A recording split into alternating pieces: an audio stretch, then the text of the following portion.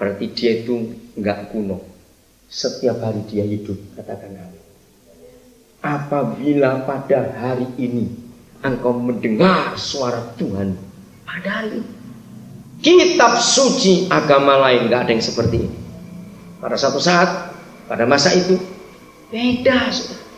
Nah, apa yang diperintahkan Tuhan pada hari ini? Orang-orang tua, ayah, ibu harus memperhatikannya. Setelah kita perhatikan, disuruh ngapakan tadi kepada anak-anak? Ayo suruh ngapakan? Ajarkannya berapa kali? Ini penting. Berulang-ulang, saudara. Mengapa perlu diajar berulang-ulang? Sebab manusia itu pelupa. Tapi kalau orang hutang nggak bisa lupa, itu jeleknya manusia. Betul? Nah, Tuhan Yesus 3 kali berbicara. 3 kali loh.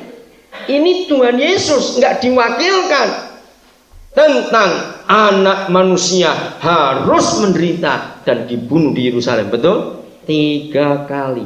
Mengulangi 3 kali. Murid-muridnya lupa atau ingat? Nah, yang ngajar Yesus masih bisa lupa. Apalagi yang ngajar kita lebih lupa lagi tuh orang-orang.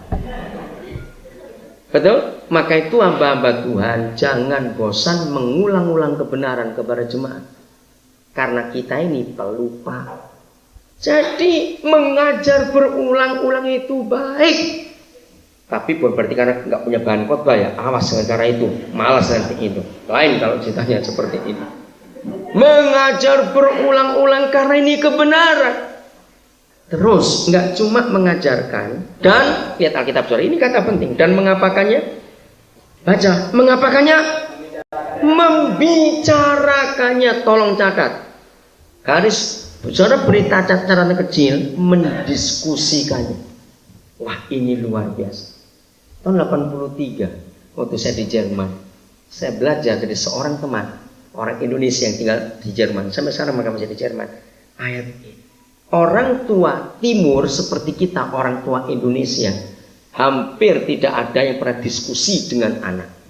Malahan kita sebagai orang tua timur membentak anak, masih kecil, jangan banyak bicara. Nah, itu kita orang tua timur.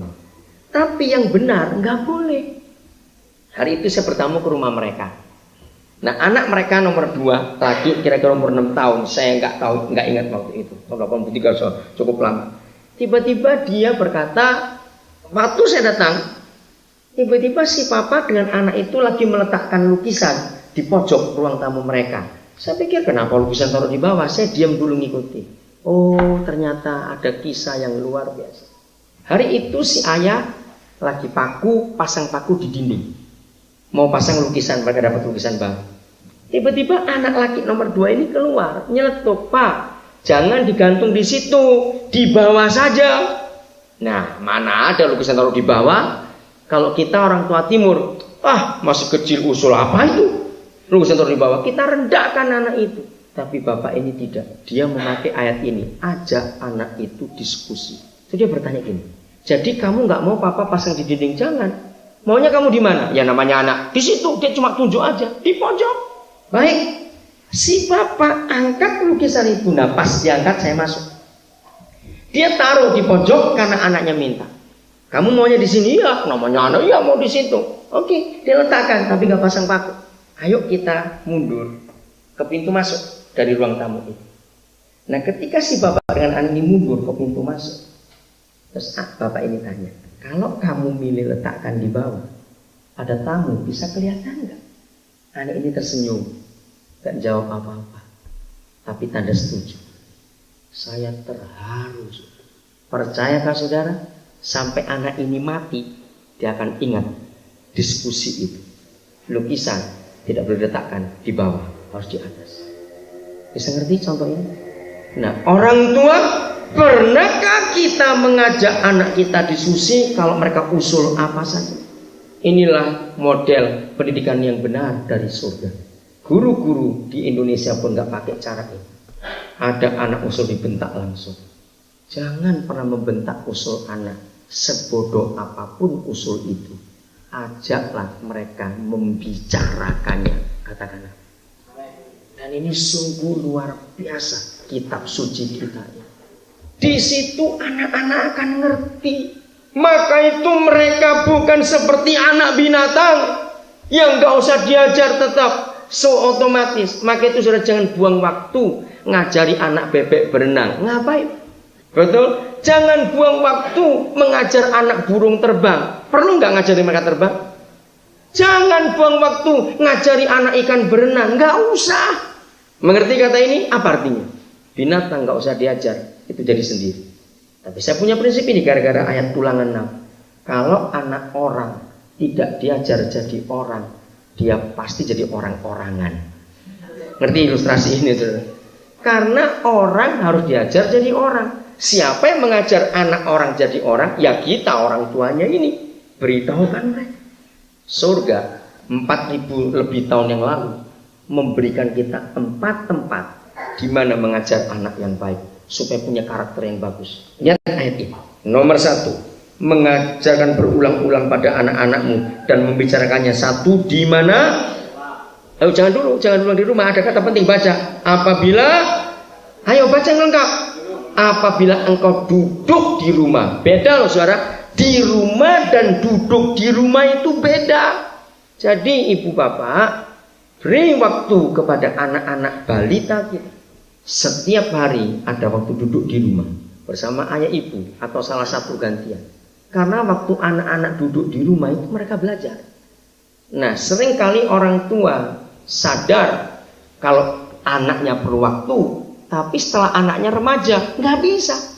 Waktu anak kita sudah remaja, orang tua baru sadar punya waktu di rumah, tapi terlambat. Coba anak remaja kita paksa di rumah, rontak mereka. Sebab mereka sudah punya dunia lain dengan teman-temannya. Nah, akhirnya ribut orang tua dengan anak. Kamu mulai tidak nurut papa ya? Kenapa kamu nggak mau di rumah? Sudah waktunya lain. Mereka di rumah waktu masih balita. Kalau sudah remaja nggak bisa lagi. Maka itu gereja ajarkan ini pada jemaat. Waktu duduk di rumah itu waktu yang paling baik untuk mengajar anak-anak dan berdiskusi dengan anak-anak. Katakan amin. Setelah remaja terlambat. Mereka nggak mau duduk dengan kita. Mereka sudah punya teman. Betul? Berapa banyak keluarga Kristen hancur? Anak remaja jadi paksa. Nggak bisa. Nomor 2 di mana? Lihat. Apabila, ayo cepat lihat. Engkau sedang dalam perjalanan. Wah, ini menarik sekali. Ribuan tahun yang lalu. Belum ada psikologi anak-anak, ilmu jiwa anak yang punya pengertian ini. Alkitab sudah dulu. Dengar. Mengapa, saya mau tanya, anak umur 2 tahun ke atas itu punya tanda satu yang dimiliki anak bangsa apa saja? Cerewetnya minta ampun. Betul? Anak umur 2 tahun ke atas, lihat apa dia tanya. Itu apa? Itu apa? Itu apa? Dengar sesuatu, itu apa? Itu apa? Betul nggak? Nah, orang tua jangan pernah bungkam mulut anak-anak itu. Hei, masih kecil, jangan banyak omong.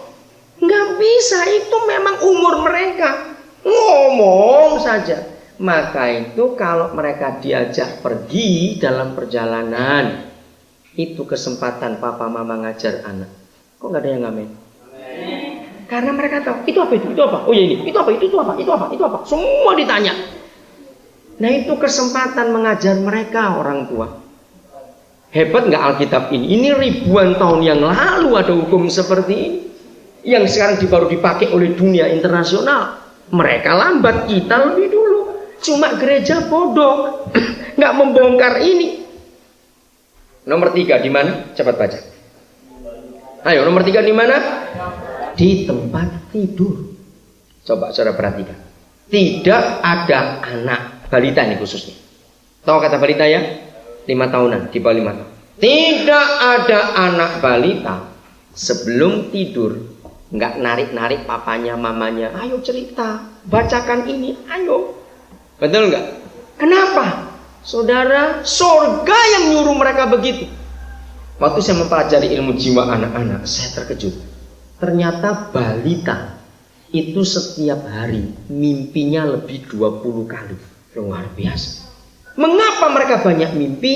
Untuk mempertajam imajinasi. Saudara pernah lihat nggak? Anak-anak seumur itu, perhatikan, kalau lagi diam, entah di pojok, entah di mana. Dia ngomong sendiri. Kalau kita coba mendengarkan, ini cerita ini. Pernah tahu anak-anak seperti itu? Nah, ini bahannya dari mana, ngarang apa ini anak? Jangan kaget, itu hasil mimpinya pada waktu tidur. Jadi dia ulangi lagi cerita sendiri. Jangan bentak anak kecil yang suka omong sendiri. Itu bukan gila, bukan. Itu mempertajam imajinasi. Siapa pernah bertanya dan gak tahu jawabannya sampai hari ini? Saya mau jawab. Saya pun bertanya bertahun-tahun. Semua bayi waktu tidur, entah siang, entah malam, entah pagi, pokoknya waktu tidur, mengapa tiba-tiba bisa tertawa sendiri? Gak lama terus nangis, betul? Ayo, orang Dayak bilang apa itu? Bukan giga, salah lagi. Anak-anak itu sedang mimpi, saudara. Karena dia balita. Nah, maka itu mengapa setiap anak balita sebelum tidur minta cerita. Ternyata cerita papa mamanya itu modal mimpi. Luar biasa nggak Tuhan itu? Jadi apa yang mereka dengar sambil ngantuk-ngantuk itu masuk. Terus tidur. Nah, Roh Kudus akan membuat itu sebagai peragaan waktu dia tidur. Siapa yang kita ceritakan, nanti Roh Kudus akan membuat jadi sutradaranya. Anak itu jadi siapanya. Nanti Roh Kudus akan ngatur dalam mimpinya itu tadi. Luar biasa nggak saudara ayat? Maka itu kalau keluarga-keluarga Kristen menjaga anak-anaknya dengan pola ulangan 6, karakter mereka akan bagus sejak masih kecil. Dilindungi dari pengaruh lingkungan yang jahat.